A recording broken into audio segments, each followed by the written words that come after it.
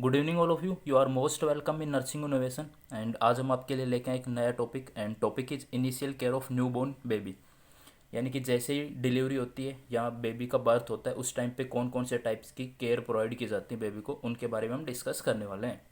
So let's we start. After birth following care should be given to newborn. जैसे ही birth होता है उसके बाद फॉलोइंग केयर्स दी जाती हैं। अब हम देख लेते हैं कौन कौन सी केयर प्रोवाइड की जाती हैं। फर्स्ट वन, एयरवे क्लियरेंस किया जाता है। सबसे पहला काम है एयरवे क्लियरेंस करना। एंड देन उसके बाद एपगार स्कोर असेसमेंट। उसके बाद हम एपगार स्कोर असेसमेंट करते हैं।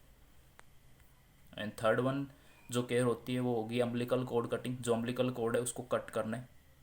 एंड फोर्थ वन केयर होगी व्रेप द बेबी। बेबी को ब्लैंकेट के अंदर व्रेप करना है या ब्लैंकेट के अंदर लपेटना है बेबी को। Okay. Attach identification band. Identification band attach करना है कि ये इनका बर्थ कब हुआ है, timing of birth, date of birth, ये सब कुछ उस बैंड पे लिख के और बेबी से अटैच करना है। Sixth one, give medication. उसके बाद कुछ इंपॉर्टेंट मेडिकेशंस होती हैं जो प्रोवाइड की जाती है बेबी को।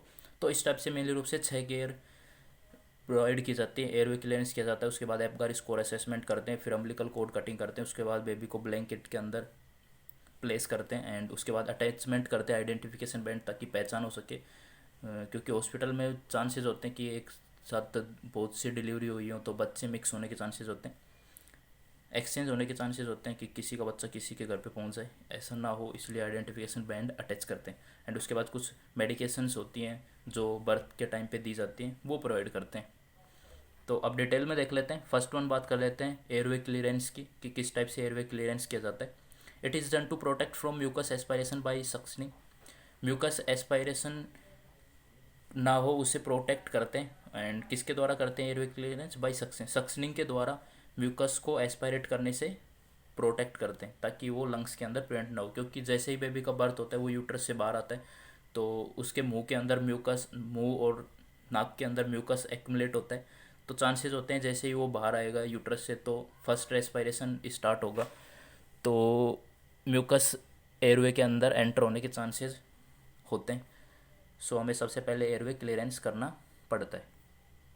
पोजीशन कौन सी रखेंगे एयरवे क्लियरेंस के दौरान? हेड लो पोजीशन। हेड को लोअर रखेंगे ताकि म्यूकस बाहर की तरफ ड्रेन हो जाए, ट्रेकिया के अंदर ना जाए। ओके।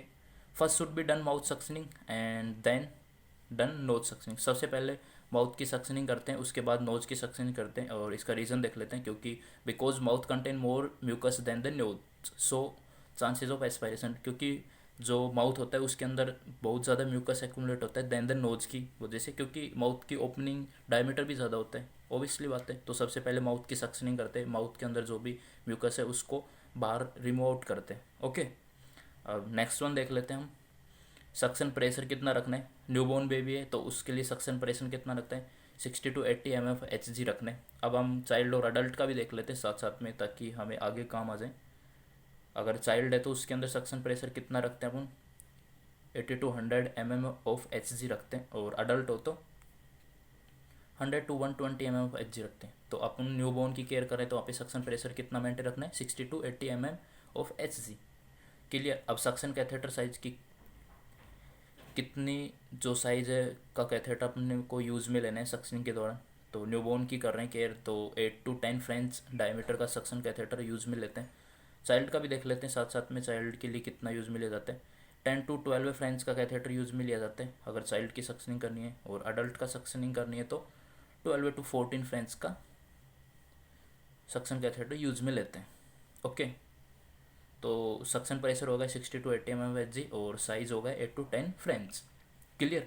अब नेक्स्ट वन पे मूव करते हैं। सक्शन ड्यूरेशन कितना रखते हैं? 5 to 10 सेकेंड रखते हैं सक्शन ड्यूरेशन, क्योंकि इससे ज़्यादा कर दिया तो हाइपोक्सिया के चांसेस बढ़ जाते हैं। नर्सिंग अलर्ट क्या रखेंगे सक्शन के दौरान? मेन इंपॉर्टेंट चीज़ देखने वाले अपन। First, before and after suctioning give oxygen to prevent from hypoxia. सबसे सक्शनिंग करने और सक्शनिंग करने के से पहले और बाद में हम पेशेंट को हाइपर ऑक्सीजनेट करते हैं ताकि हाइपोक्सिया ना हो। एंड सेकंड वन जो ध्यान में रखना है, during catheter insertion machine should B of. जब कैथेटर को इंसर्ट करते हैं माउथ या नोज के अंदर तो मशीन ऑफ होनी चाहिए। जैसे ही कंप्लीट रूप से इंसर्ट हो जाए उसके बाद मशीन को ऑन करना है, क्योंकि अगर बाहर से हम ऑन रख के ही कैथेटर को इंसर्ट करते जाएंगे तो पूरी ऑक्सीजन उस मशीन के अंदर शक हो जाएगी और पेशेंट को हाइपोक्सिया डेवलप होने के ज़्यादा चांसेस बढ़ जाएंगे। थर्ड वन बात करते हैं during catheter removal suction machine should be on होनी चाहिए, because if machine is off then chances of mucus drain from the catheter into the airway. अब जैसे हम सक्शन कंप्लीट हो चुका है उसके बाद रिमूव आउट करते हैं सक्शन को माउथ या नोज से, तो मशीन ऑन ही होनी चाहिए। अगर ऑफ कर दी तो जो भी म्यूकस कलेक्ट हुआ है ट्यूब के अंदर या कैथेटर के अंदर वो वापस से माउथ या नोज के अंदर ड्रेन हो सकता है।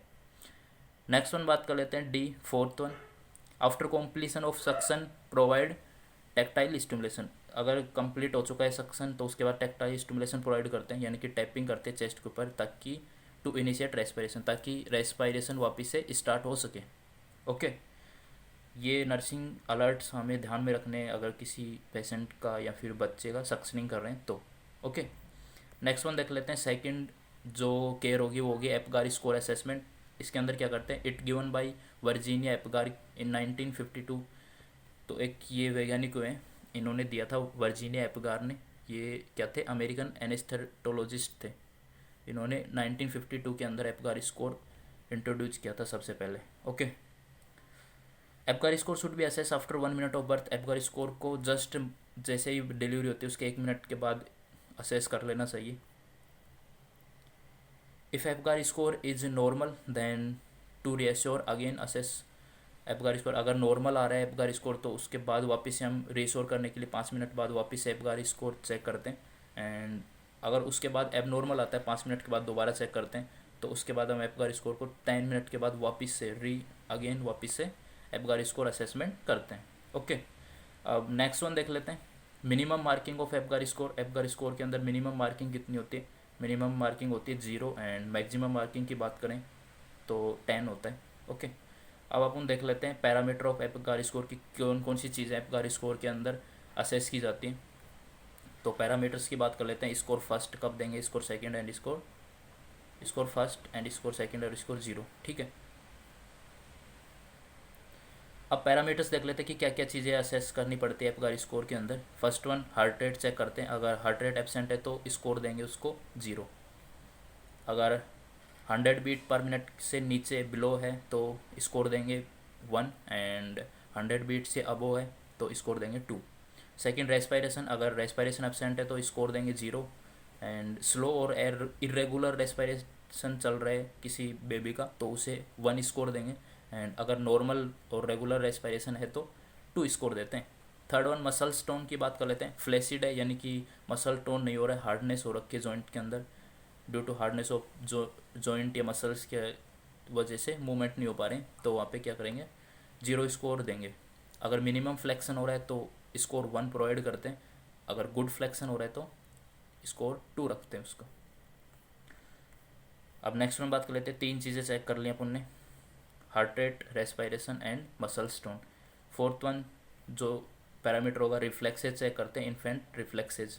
ठीक है, तो इन्फेंट रिफ्लेक्सेज के बारे में देख लेते हैं। अगर रिफ्लेक्सेज एब्सेंट है तो 0 स्कोर देंगे। अगर मिनिमम रिफ्लेक्स प्रेजेंट है तो 1 score and good reflex present है तो 2 स्कोर देंगे। रिफ्लेक्सेज के अंदर अलग अलग टाइप के रिफ्लेक्सेज होते हैं, मेनली रूप से 17 टाइप के रिफ्लेक्सेज होते हैं और रिफ्लेक्सेज की क्लास हम पहले ही ले चुके हैं। तो आप अगर रिफ्लेक्सेज के बारे में देखना चाहते हैं तो लिंक डिस्क्रिप्शन में दे दिया गया है, आप वहाँ से जाके इन्फेंट रिफ्लेक्सेज को कम्प्लीटली रूप से समझ सकते हैं कि किस टाइप से कौन कौन से रिफ्लेक्सेज एक इन्फेंट के अंदर देखने को मिलते हैं। ओके, नेक्स्ट वन बात कर लेते हैं, स्किन कलर असेस करते हैं। अगर skin colour fully body complete body blue colour की है तो 0 स्कोर प्रोवाइड करते हैं। अगर एक्सट्रीमिटी ब्लू है यानी कि हाथ और पैर ब्लू कलर के और अदर बॉडी पार्ट पिंक है तो 1 स्कोर प्रोवाइड करते हैं। अगर फुली बॉडी पिंक है, कंप्लीट बॉडी पिंक है तो स्कोर 2 रखते हैं। तो 5 चीज़ें चेक करते हैं एपगार स्कोर के अंदर, respiration, heart rate, muscle tone, reflexes and skin colour, और इनके हिसाब से हम स्कोर 1, स्कोर 2, स्कोर 0 प्रोवाइड करते हैं। ओके, अगर टोटल देखा जाए एपगार स्कोर का रिजल्ट देखें तो किस टाइप से हो सकता है। अगर स्कोर 0 से 3 के बीच में आ रहा है यानी कि जो मार्किंग है 0 से 3 के बीच में आती है तो ये किसको इंडिकेट करती है, इट इंडिकेट सीवियर डिप्रेशन, यानी कि जो बेबी है वो कम सीवियर डिप्रेशन में। और नर्सिंग अलर्ट क्या रखना है, और नर्सिंग अलर्ट रहेगा उसे CPR प्रोवाइड करना है। जैसे ही अगर इस एपगार स्कोर चेक करते हैं वो 0 से 3 के बीच में आता है तो सीवियर डिप्रेशन को इंडिकेट करता है। तो सबसे फर्स्ट एक्शन होगा नर्स को क्या करना है, CPR प्रोवाइड करना है बेबी को। इफ़ स्कोर 4 to 6 के बीच में आ रहा है तो इंडिकेट करेगा माइल्ड डिप्रेशन को, और इसमें नर्सिंग अलर्ट क्या रखते हैं, रेगुलर केयर प्रोवाइड कर देंगे विद ऑक्सीजन थेरेपी स्टार्ट कर देते हैं बेबी के लिए। ओके, अगर स्कोर 7 to 10 आ रहा है तो इट इंडिकेट नॉर्मल कंडीशन, तो रेगुलर केयर देंगे, रूटीन केयर देंगे, नो अदर एक्शन परफॉर्म करने की ज़रूरत नहीं है। ओके, नेक्स्ट वन देख लेते हैं अपन, third one umbilical cord cutting. तो ये क्या होती है, लेंथ ऑफ अम्बिलिकल कॉर्ड कितनी होती है, 45 सेंटीमीटर होती है। Okay, and umbilical cord content 2 umbilical artery and 1 umbilical vein होती है। अम्बिलिकल कॉर्ड के अंदर कितनी आर्टरी होती है, 2 umbilical artery and 1 umbilical vein. Right umbilical vein it disappear at 4 month of pregnancy, pregnancy के 4 मंथ बाद राइट अम्बिलिकल वेन होती है वो डिसअपियर हो जाती है। 4 मंथ से पहले तो 2 आर्टरी 2 वेन प्रेजेंट होती है। क्लियर। नेक्स्ट वन बात कर लेते हैं, इस टाइप से ये अम्बिलिकल कॉर्ड अटैच होती है। अब इसको कट करने, वन साइड से तो ये बेबी के अम्बिलिकल सेट हो जाते हैं, सेकंड साइड से प्लेसेंटा के अंदर से अटैच होती है। अब इसको कट करने, और कटिंग किस टाइप से करते हैं वो देख लेते हैं। When cut the umbilical cord, कब कट करते हैं, after stop of cord pulsation and, या फिर after 2 to 5 minute of delivery. या तो कॉर्ड के अंदर पल्सेशन होते रहते हैं, क्योंकि जैसे ब्लड सर्कुलेट करेगा उन आर्टरी वेन के अंदर जो अम्बिलिकल कॉर्ड की आर्टरी या वेन से, तो पल्सेशन होगा, पल्स फील होती है, वो स्टॉप हो चुकी है या 2 से 5 मिनट हो चुके हैं डिलीवरी को, तो हम अम्बिलिकल कॉर्ड को कट कर देंगे। एडवांटेज क्या है, 5 मिनट के बाद ही क्यों करते हैं या पल्सेशन स्टॉप होने के बाद क्यों करते हैं, क्योंकि 80 to 100 ml blood supply to the newborn after delivery that prevent from anaemia. क्योंकि जैसे डिलीवरी होता है तो उसके बाद भी 80 to 100 ml ब्लड सप्लाई होता है बेबी के अंदर, ताकि एनीमिया से प्रिवेंट हो सके। इसलिए 5 मिनट तक हमें वेट करना है, उसके बाद उसको अम्बिलिकल कॉर्ड को कट कर देंगे और टाई कर देते हैं। Okay, how does cut the umbilical cord की प्रोसेस देख लेते हैं कि एक्चुअली में अम्बिलिकल कॉर्ड कट किस टाइप से करते हैं। First one, make the 2 clamp on umbilical cord. Umbilical cord पे 2 क्लैंप बनाएंगे। फर्स्ट क्लैंप कहाँ पे करेंगे, first clamp make on umbilical cord at 5 centimetre away from baby umbilicus. जो बेबी की अम्बिलिकस या बेबी की नाभि है वहाँ से 5 सेंटीमीटर दूर फर्स्ट क्लैंप करेंगे अम्बिलिकल कॉर्ड के ऊपर। एंड सेकंड क्लैंप कहाँ करेंगे, 2 centimetre away from first clamp या 7.5 centimetre away from baby umbilicus. जो फर्स्ट क्लैंप किया है वहाँ से 2.5 सेंटीमीटर आगे की ओर सेकंड क्लैंप करते हैं। एंड उसके बाद क्या करते हैं, फर्स्ट एंड सेकंड क्लैंप का जो मिड पार्ट होता है वहाँ से हम अम्बिलिकल कॉर्ड को कट कर देते हैं। ओके, अब आपको दिखा देते हैं किस टाइप से अम्बिलिकल कॉर्ड कटिंग करते हैं। तो ये इस टाइप से, जैसे डिलीवरी हो जाती है बेबी की, 5 मिनट तक रुकते हैं, उसके बाद ये फर्स्ट क्लैंप कर देंगे एंड सेकंड क्लैंप कर देंगे। 5 सेंटीमीटर पर फर्स्ट क्लैंप एंड 7.5 सेंटीमीटर पर सेकंड क्लैंप, और मिड पार्ट से उसको कट कर देंगे। तो इस टाइप से अम्बिलिकल कॉर्ड कटिंग परफॉर्म की जाती है। ओके, अब नेक्स्ट वन देख लेते हैं, when remove umbilical cord clamp. अब अम्बिलिकल कॉर्ड क्लैंप किए हैं हमने, वो रिमूव कब करते हैं, जो फर्स्ट क्लैंप तो रिमूव करेंगे after 24 hour of umbilical cutting, umbilical cutting के 24 आवर बाद, ताकि आसानी से वहाँ पे क्लोटिंग वगैरह हो जाए, वापस से बेबी का जो पूरा ब्लड वापस से ड्रेन ना हो जाए बाहर, ब्लीडिंग ना हो जाए। ओके, इसलिए हमें फर्स्ट क्लैंप तो परफॉर्म वहाँ पे 24 आवर तक प्लेस रखना है, उसके बाद रिमूव करना है 24 घंटे के बाद में। सेकंड क्लैंप को तो जस्ट आफ्टर कटिंग रिमूव कर देंगे, क्योंकि वो सेकंड क्लैंप किस साइड बच जाता है, प्लेसेंटा की साइड बच जाता है, और प्लेसेंटा 30 मिनट बाद सीड सेड ऑफ हो जाता है यूट्रस से। ठीक है, इसलिए उसको जस्ट कटिंग के बाद ही रिमूव कर सकते हैं। क्लियर। अब हम बात करेंगे इंडिकेशन की कि अर्ली अम्बिलिकल कॉर्ड कटिंग कौन कौन सी कंडीशन में कर देना चाहिए। प्री टर्म बेबी, अगर प्री टर्म बेबी यानी कि 33 वीक से पहले हुई है डिलीवरी, तो उसके अंदर हम जल्दी से जस्ट जैसे ही बर्थ होता है वो अम्बिलिकल कॉर्ड को कट कर देंगे, क्योंकि टू प्रिवेंट हाइपोवोलीमिया, हाइपरवोलीमिया का चांसेस होते हैं, क्योंकि 80 to 100 ml ऑफ ब्लड और जाता है बर्थ के बाद, ताकि वो ना जाए, हाइपरवोलीमिया ना हो, फ्लूइड वॉल्यूम ज़्यादा ना हो जाए बेबी के अंदर। इसलिए हम जस्ट बर्थ के बाद ही अम्बिलिकल कॉर्ड को कट कर देंगे। HIV इन्फेक्टेड मदर, अगर कोई मदर इन्फेक्टेड है HIV इन्फेक्शन से, तो उसमें करेंगे ताकि इन्फेक्शन ट्रांसमिट ना हो। ब्लड जैसे ही वहाँ पे ब्लड वैसे तो मिलता नहीं, मिक्स नहीं होता है, बट जैसे ही डिलीवरी होती है उस चांसेस होते हैं कि बेबी और मदर का ब्लड मिक्स होने के, तो जल्दी से अम्बिलिकल कॉर्ड को कट करते हैं। ओके, ताकि इन्फेक्शन बेबी के अंदर ट्रांसमिट ना हो। नेक्स्ट वन बात करते हैं मल्टीपल गेस्टेशन, अगर एक से ज़्यादा बेबी को जन्म हुआ है, एक मदर ने एक से ज़्यादा बेबी को जन्म दिया है, तो उस कंडीशन में भी करते हैं, क्योंकि to prevent second baby from anaemia, ताकि दूसरे बेबी के अंदर एनीमिया ना हो, वो पूरा ब्लड जो 80 to 100 ml वो सेकंड बेबी के अंदर ट्रांसफ़र हो जाए। क्लियर। नेक्स्ट वन देख लेते हैं, nursing alert regarding umbilical cord stump. अब जो अम्बिलिकल कोड कट कर दिया, जो कटने के बाद जो कुछ पार्ट अटैच रहता है बेबी के अम्बिलिकस से, उस पार्ट बचे हुए पार्ट को हम अम्बिलिकल कोड स्टम्प बोलते हैं। ओके, उसका केयर किस टाइप से करना है। Umbilical cord stump shed off after 7 days of cutting, so until shedding of it should be clean by spirit and dry to prevent infection. ये 7 दिन के बाद अपने आप सेड ऑफ हो जाता है अम्बिलिकस से, तब तक के लिए हमें इसको ड्राई रखना है, स्प्रिट के द्वारा क्लीन करना है ताकि इन्फेक्शन के चांसेस ना हो। ओम्फिलाइटिस देख लेते हैं, infection of the umbilical cord. अगर इन्फ्लामेशन हो चुका है अम्बिलिकल कोड का तो उसे क्या बोलेंगे, ओम्फेलाइटिस। एंड फ्यूनिसाइटिस किसे बोलते हैं, फ्यूनिसाइटिस बोलते हैं अम्बिलिकल कोड के जो कनेक्टिव टिश्यू का इन्फ्लामेशन हो जाता है उसे बोलते हैं फ्यूनिसाइटिस। क्लियर। नेक्स्ट वन पे मूव करते हैं और 4th नंबर की केयर देखते हैं, wrap the baby in blanket. Baby को ब्लैंकेट के अंदर प्लेस करते हैं, तो ये क्यों करते हैं। It is done to prevent baby from hypothermia. Hypothermia ना हो, यानी कि अचानक से बॉडी टेम्परेचर लो ना हो जाए, उससे प्रिवेंट करने के लिए हम बेबी को ब्लैंकेट के अंदर प्लेस करते हैं। First dry and clean the baby by cotton. सबसे पहले क्या करेंगे, बेबी को क्लीन करेंगे, ड्राई करेंगे कॉटन के द्वारा, क्योंकि जैसे यूट्रस से बाहर आता है तो बेबी पूरा वेट रहता है, जो म्यूकस वगैरह इनसे कोटेड रहता है, तो उनको म्यूकस वगैरह को साफ करना है कॉटन के हेल्प से। एंड उसके बाद कॉटन की हेल्प से ड्राई क्लीन कर दिया, उसके बाद ब्लैंकेट के अंदर बेबी को प्लेस कर देंगे। एंड बेबी को प्लेस करने के बाद क्या करना है, and then provide kangaroo mother care provide करते हैं फॉर हाफ आवर के लिए, आधे घंटे के लिए कंगारू मदर केयर प्रोवाइड करते हैं बेबी को ब्लैंकेट के अंदर लपेटने के बाद। अब position during kangaroo mother care, kangaroo mother care के दौरान कौन सी पोजीशन रखते हैं उसकी बात कर लेते हैं। मदर पोजीशन क्या होगी, सेमी रिक्लाइन पोजीशन, या कैसे होती है, lie on back with trunk elevated 30 degree.